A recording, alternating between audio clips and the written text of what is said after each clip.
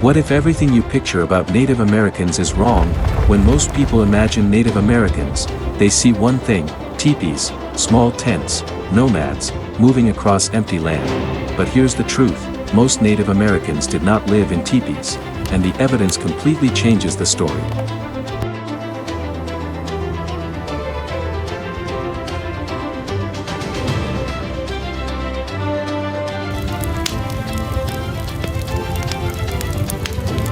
So where did this idea come from? Why do movies, textbooks, and cartoons show the same image over and over? And if they didn't live in tipis, what did their homes actually look like? The answer is far more complex, and far more impressive, than most people realize.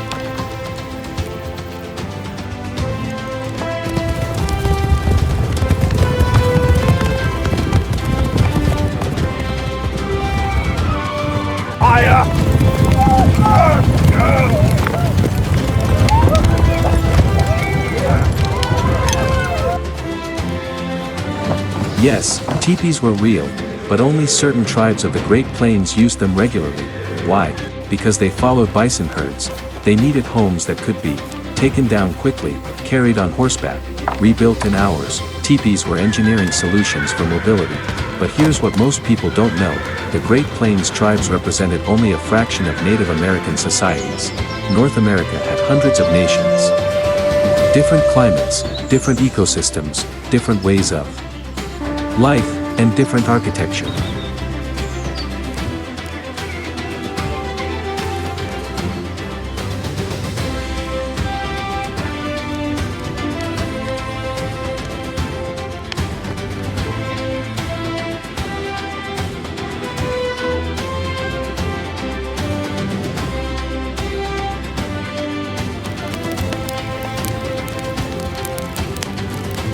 In the eastern woodlands, many tribes lived in longhouses.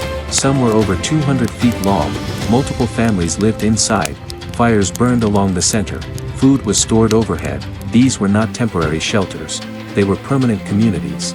In the southwest, the Pueblo peoples built something even more surprising: multi-story adobe buildings, stone, clay, architectural planning. Some structures stood for centuries. In the Pacific Northwest, massive wooden plank houses, built from giant cedar trees, engineered to withstand rain, wind, and coastal storms. These were not primitive shelters. They were climate-adapted architecture, and they were sophisticated.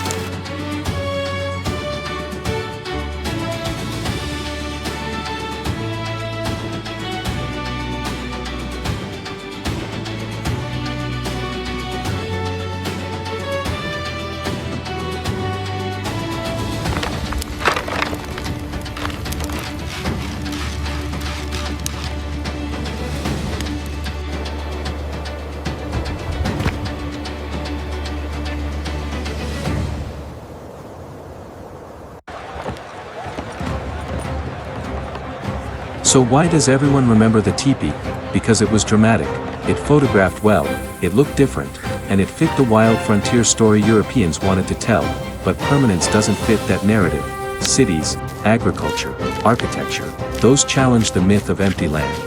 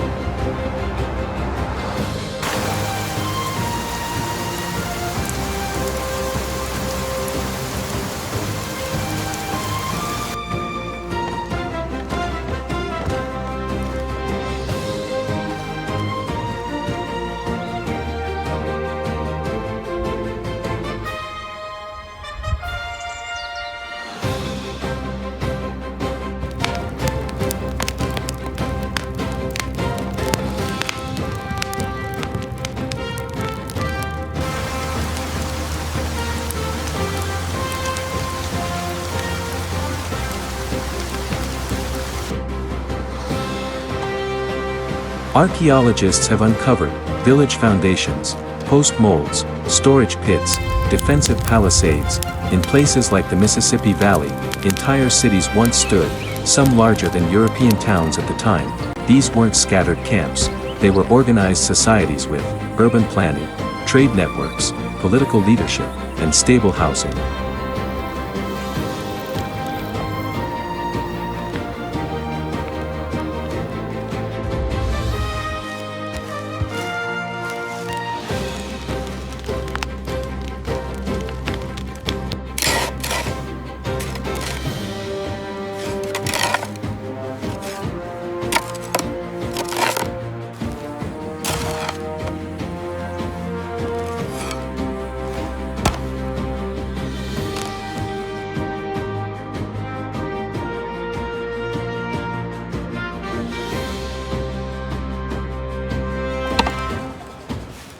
So why did the image shrink to a single tent? Because when Europeans pushed westward, they encountered plains tribes more frequently, and by then, disease and colonization had already devastated many permanent settlements in the east.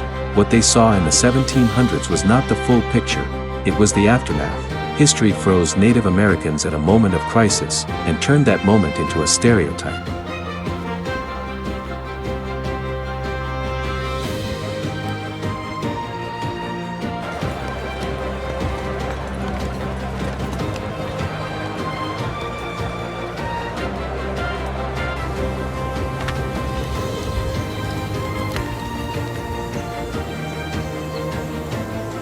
Imagine reducing all of Europe to one house type, ignoring castles, ignoring cities, ignoring cathedrals. That's what happened here, a continent of nations, hundreds of cultures, thousands of architectural traditions, reduced to one shape, one tent.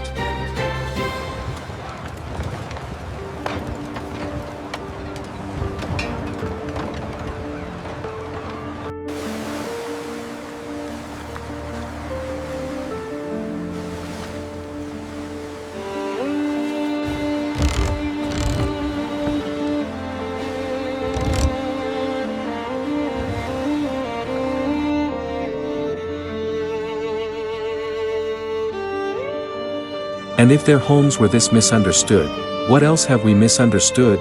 Their cities, their governments, their technology, because before 1492, this continent was anything but empty, and that story is even more surprising.